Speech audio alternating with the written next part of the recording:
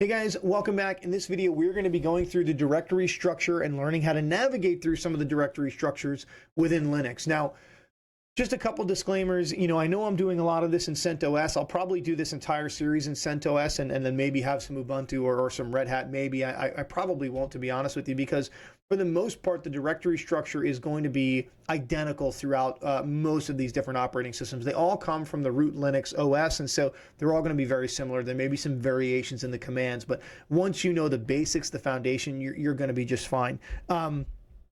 The other thing is, as I go through this, I'm going to take some extra time to explain some of these commands, and I'm going to do it a little bit slower. I'm not going to do like CCIE speed because I want you to follow along as you're learning. I want you to go in and SSH into your terminal, and I want you to actually type some of these commands just to follow along and see what you see. And then lastly, I'll put all of the commands that we go through in this video, I'll put them in the description. And if you're watching this video and you've already gone through a lot of this stuff and you know some of these commands and you think it's valuable to have another chunk of commands that maybe some of the students that are watching would learn, feel free to put them in the comments, right? My view of the basics may be different than your view of the basics, and you may have 4 more commands that you think folks should learn. And so go ahead and list those, right? The collaboration between us is only going to help the next person that's trying to learn some of this stuff. So let's go ahead and let's get started. So I'm logged into the UI, and I want to just show you how to get to your file structure in CentOS version 9. So we're going to click Activities, and you'll notice down here that there's a file cabinet. It should be pretty self-explanatory. Automatically, it's going to drop me into my home folder where you should recognize some of these folders, right? You have documents, downloads, music, pictures, very similar to what you're going to have in Mac or Windows. Now, there are some differences in the the core file structure than what you would find in Windows. It's going to be very similar in Mac, but it's very different than Windows. The concepts are the same, but the folder names are very different. So we'll click on other locations, and then we'll go to computer. And there's basically 3 main folders that I want you to understand. The first is the temp directory. So this directory is primarily going to be used for all your temp files. So if you're downloading something and you want to extract it, it's a zip file or it's a tar file or something, it's best to put it into your temp directory. Don't poison the rest of your file structure by just dropping it everywhere. Download that kind of stuff to your temp directory so that you can extract it to wherever you want it and then delete it from your temp directory. The other thing is your etc folder. Now, if somebody says, well, yeah, it's an etc Bluetooth, right? Or it's an etc whatever the folder name is. etc is not an application. For my first couple weeks messing with Linux, it took me a minute to realize that they were talking about a folder, not an application. So etc is a file folder that is going to list a lot of system configuration files for the actual operating system itself. So this is where you're going to find a lot of the stuff that is specific to CentOS, for example, the fonts and things like that. I'm just picking on the fonts folder because I just happen to see it. But this is where your operating system based configuration files are going to be. This is like your Windows folder, for example. And then you're going to have the var folder. Now, the var folder is the same concept as your etc folder, but it's going to be specifically for your applications. So if I go and I download Apache, for example, and I'm building a web server, the configuration files for Apache or MySQL or whatever, MariaDB, whatever package I'm downloading, right? Whether I want it to be a database server, web server, WordPress, who cares, whatever. It's all going to be underneath the var folder, where the etc folder is going to contain, it may contain some mixture. So what you might find is you might download Apache, for example, and you might find that most of the Apache specific configuration is in the var folder, but you may have to go to the etc folder to open up specific system ports or something like that, or to modify the firewall configuration file within CentOS. So you're going to be visiting both of these folders quite often, depending on what you're trying to do. And again, you can do that from the UI, but please make sure that you learn how to navigate through using the CLI. So let's go ahead and let's do that. Let's open PuTTY. And by the way, if you haven't used PuTTY, again, if you're really new, go out to Google, just Google PuTTY, download it, install it. It's super easy. It's a fantastic tool for SSHing into pretty much anything. So we'll say admin, and we'll type our password. Hopefully we got it right. We did. And you'll notice that it tells me exactly where I am, right? Just when we were talking about escalating our privilege in the last video, tells me where I am. And the first thing I want to do is I want to list the current directories or the current folders and files that are underneath. So the ls command is what's going to help me do that. Now, by the way, if I don't know what I'm doing and I really have no idea, and I just want to say, hey, can you give me all the options for this particular command? I can do -- help and hit enter. And what that's going to do, and any command is like this within Linux, that's going to give me everything, every option that I could possibly want for that particular command. So for example, let's just scroll up. We'll pick on all here, for example. So if I type the ls command, so let's just hit enter, and I'll say ls and I hit enter, you're going to notice that it lists all of the directories that we currently were looking at in the UI, right? The documents folder, the downloads folder. But there are more than just that in this particular folder.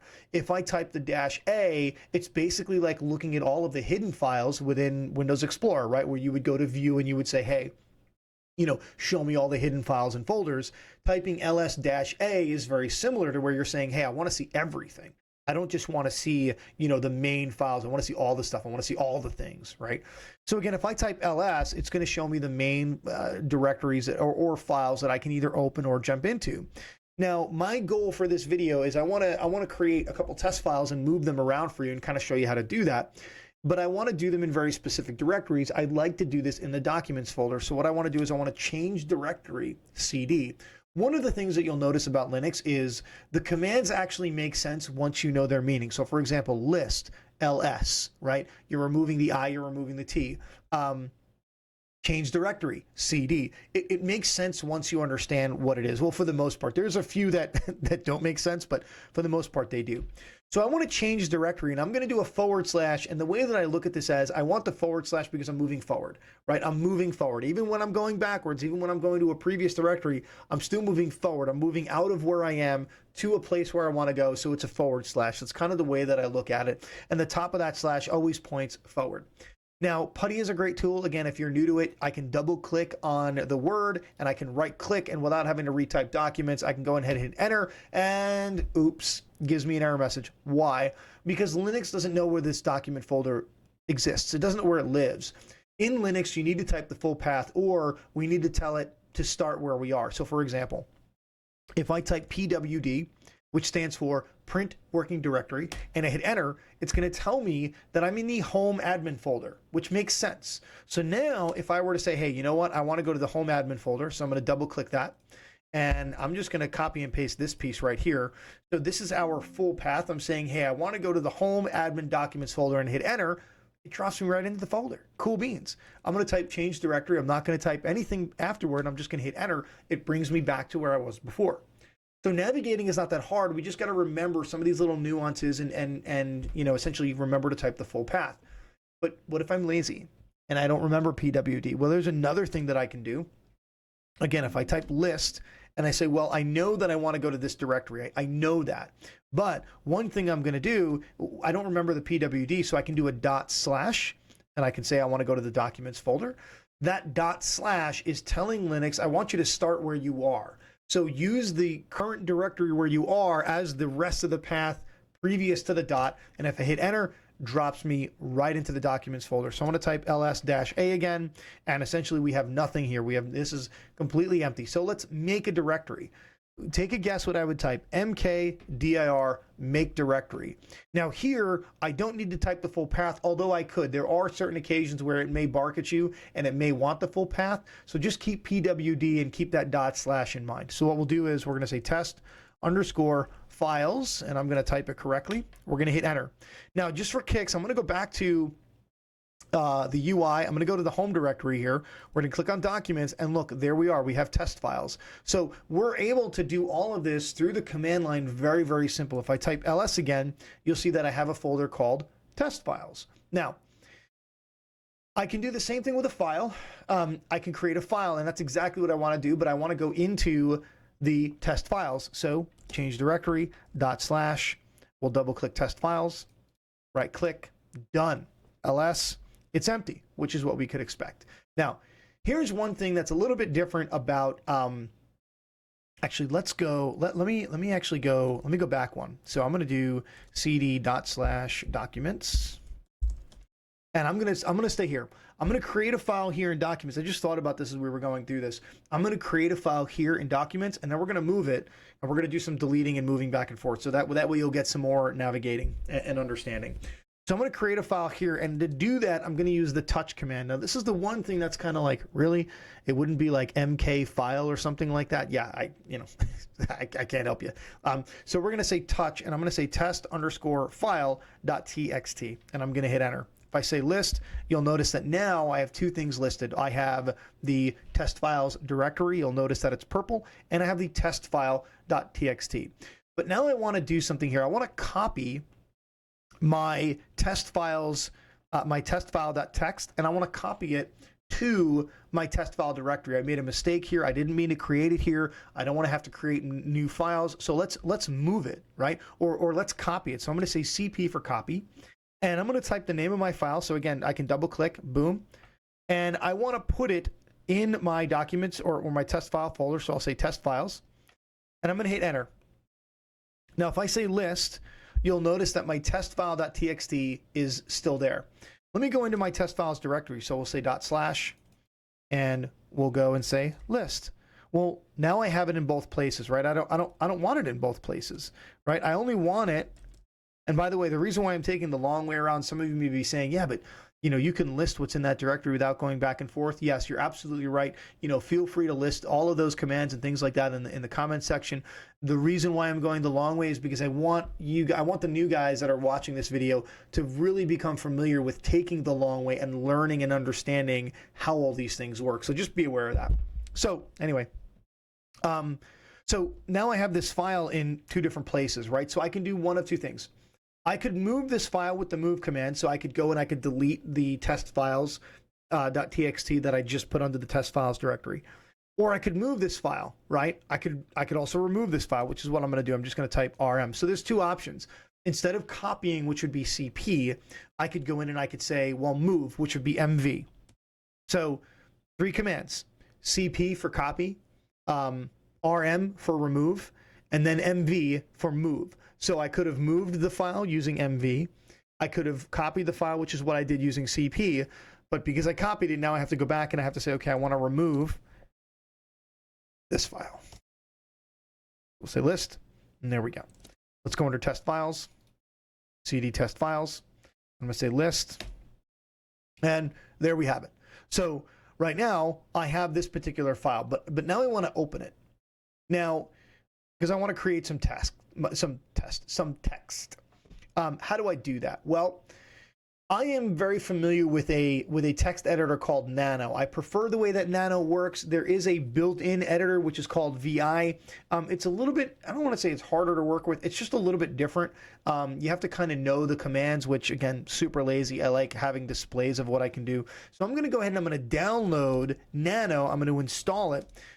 In order to do this. So I'm going to type this command, sudo dnf install nano. Now dnf is it's a software manager. So in the previous video when we did the CentOS update, we used yum. DNF is its successor. So at some point, yum will no longer be available. Yum will be a command that's outdated and removed, and DNF will essentially take its place. DNF is just a software and a package manager. So I'm going to say sudo dnf install nano. Again, just like we showed in the last video, it's going to ask you for my password. I'll go ahead and enter the password, and there we go. It's actually already installed in this version. I should have checked, but that's okay. So now if I say list, we have testfile.txt. I'm going to say nano, and I'm going to type in the name of the file. So now I'm in a text editor. So I'm going to say this is a test file. I hope you. That's another sentence, right? I hope. I got to type. You are enjoying. Wow, this video. Okay. So now, under here, you're going to notice that we have the options of what we can use, right? So I'm going to say Control X, and you can see that it says, hey, do you want to save this? I'm going to say yes, and I'm going to hit enter. So now, list again, that file is still here. Now the last command that I'm going to show you, well, actually, we'll remove our test file. We'll kind of backspace everything out. I'll show you what this looks like in the UI when we're done, and then we'll backspace everything out. I want to say cat. what this will do is this should display the contents of that file without me actually having to go in and edit it. This is a really useful command when you're looking at configuration files. So, you know, if you're trying to modify firewall ports or something like that in a file, if you're trying to just see what the configuration port is on a web page or something like that in Apache, the cat command is really, really useful, because rather than opening the file, seeing the contents, closing it, you know, accidentally modifying it and saving it, now you've screwed everything up. You can just say cat test file, boom, done, and everybody's happy. So let's go back here. Let's log in here to our UI, and we'll see what we did. So here, let's go back to our documents folder. So we'll say documents. Let's go to the home directory, documents, test files, test file. We'll open that up, and there's our text editor saying, hey, this is a test file. I hope you're enjoying this video. So, you know, anything that you're doing is really easy. You can move this to trash in here. We can go back up to, and we can move this to trash as well.